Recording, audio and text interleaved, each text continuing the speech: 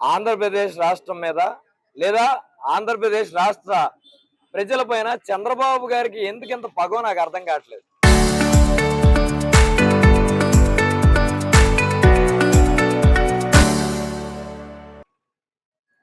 ఎందుకు అనిపిస్తుందంటే జనరల్ గా నేను విజనరీ అని చెప్పుకునే ఆయన మామూలుగా మనలో ఎవరైనా సీనియర్ అనుకోండి, ఏ వ్యవస్థనైనా బాగు చేయాలంటే ఏం చేస్తారు? నడుస్తున్న వ్యవస్థలో ఏమైనా చిన్న చిన్న ఇబ్బందులు ఉన్నాయి, వాటిని సరిచేసి బాగు చేద్దామని చూస్తారు. ఈలో నాకు అర్థం కాని పద్ధతి ఏంటంటే ఆ వ్యవస్థను పూర్తిగా నిర్వీర్యం చేసేసి ప్రైవేట్ వాడు ఎవడోడికి అమ్మేద్దామని చూస్తాడు. అదేంటో నాకు అర్థం కాదు. గవర్నమెంట్ మెడికల్ కాలేజీలు ప్రైవేట్ అంటాడు, ఫిషింగ్ హార్బర్లు ప్రైవేట్ అంటాడు, పోర్ట్లు ప్రైవేట్ అంటాడు, ఆర్టీసీని ప్రైవేట్ అంటాడు. ఈరోజు వీళ్ళని కూడా ఏం పాపం చేశారు చంద్రబాబు గారు?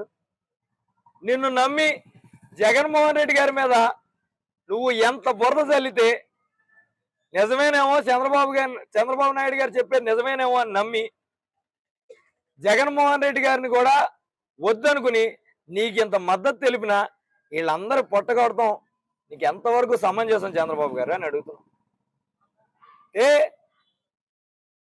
నాకు తెలిసి నేను అనుకునేది నీ ప్లాన్ ఏంటంటే ఆల్రెడీ నీ కార్యకర్తలు మట్టిలో దోచుకుంటున్నారు, ఇల్లు కడితే దోచుకుంటున్నారు, అన్నీ దోచేసుకుంటున్నారు. ఇక ఆ దోపిడీ సాలగా మీరు మీ అబ్బాయి గారు మీ కార్యకర్తలు దోచుకోవడానికి రిజిస్టర్ ఆఫీస్ చక్కగా గంప గుర్తి కనపడినట్టుంది.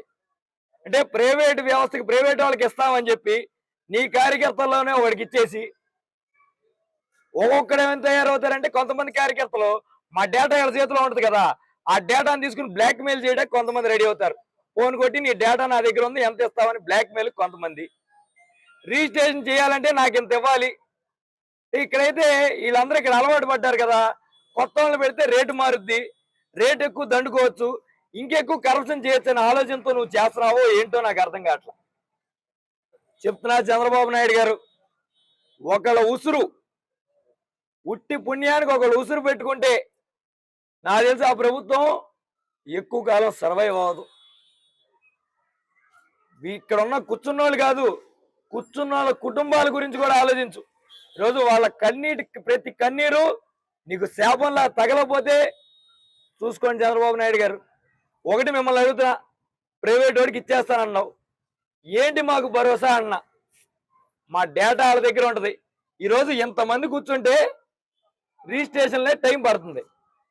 నువ్వు ఒక ప్రైవేట్ సంస్థకి ఇచ్చి రిజిస్ట్రేషన్ చేసేస్తానంటే అంటే మేము సంవత్సరాలు రిజిస్ట్రేషన్ కోసం కేటాయించుకోవాలా? అట్లాగే ఇప్పుడే నాకు డేటా చూపించారు. వీళ్ళు దీక్ష కూర్చోక ముందు 7 లక్షలు దాదాపు 7 లక్షల దాకా రిజిస్ట్రేషన్లు అయినాయి అంట.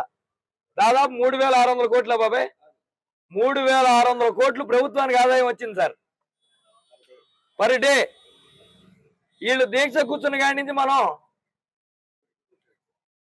5 కోట్లు సార్. 3,000కి 5 ఎన్నింతలో మీకు తెలిసేమో, మన విజనరీ కదా, లెక్కేసుకోండి. ఎందుకు ఈ మాట మాట్లాడుతున్నానంటే కడుపు కాలి ఇల్లు కూర్చున్నా కూడా నష్టం మనకే సార్, ప్రభుత్వానికి. అంటే మన ఇంటికే నష్టం లేదులేండి సార్, మనకి లోకేష్ బాబు గారికి ప్రైవేట్ కంపెనీ పర్సంటేజ్ ఇస్తుంది కదా, మన ఇంటికి నష్టం లేదు. కానీ మనం నడిపే ప్రభుత్వానికి దాని వెనకాల ఉన్న ప్రజలకి నష్టం. అంటే ఇక్కడ కూర్చుని కూడా ప్రభుత్వానికి నష్టం జరుగుతుందని వాళ్ళు బాధపడుతున్నారంటే వాళ్ళ కడుపు కొడత ఎంతవరకు సమంజసం చంద్రబాబు నాయుడు గారు అని అడుగుతున్నారు. సత్వరమే వీళ్ళు పడుతున్న భయానికి ధైర్యం చెప్పి ఇది చేసింది తప్పు, మేము వెనక్కి తీసుకున్నామని మీరు చెప్పని ఎడల వీళ్ళు ఏ పోరాటం చేసినా కూడా వీళ్ళ కోసం మేము వెనకాల ఉంటాం, ఖచ్చితంగా వీళ్ళ కోసం నిలబడతాం అని చెప్తున్నాను. వీళ్ళు కొంతమందేలే, వీళ్ళకి నోరు లేదులే, వీళ్ళకి ఎవరు ఉంటారంటే మా సాయి శక్తులా మేము ఎంతవరకు ఉండగలమో వీళ్ళ కోసం ప్రయత్నం చేస్తామని నీకు గట్టిగా వీళ్ళ తరపున వాళ్ళకి నోరు లేదనుకున్నామేమో, నోరు వరకు మేము వాళ్ళకి నోరై ఖచ్చితంగా నేను ఎదుర్కోవడానికి మేము నిలబడతామని చంద్రబాబు నాయుడు గారికి తెలియజెప్తూ సత్వరమే దీన్ని వెనక్కి తీసుకుని యథావిధిగా ఇంతకు ముందు ఎట్టా జరిగాయో అట్టా జరిపించమని కోరుకున్నా. ఎందుకంటే నువ్వు పెంచిన రిజిస్ట్రేషన్ ఛార్జీలు దెబ్బకి సగం రిజిస్ట్రేషన్లు తగ్గిపోయి జనాలు బాధపడుతున్నారు, రాష్ట్ర ప్రభుత్వం బాధపడుతుంది. ఇంక ఇట్టా కూడా కూనికోరతనంతో వీళ్ళని కూడా పక్కన పెట్టేసి ఇంకా రిజిస్ట్రేషన్ చంపేసి రాష్ట్రానికి ఆదాయం చంపేస్తే నీ కార్యకర్తలు నువ్వు బాగుంటారేమో, రాష్ట్రం అయితే బాగోదు చంద్రబాబు నాయుడు గారు.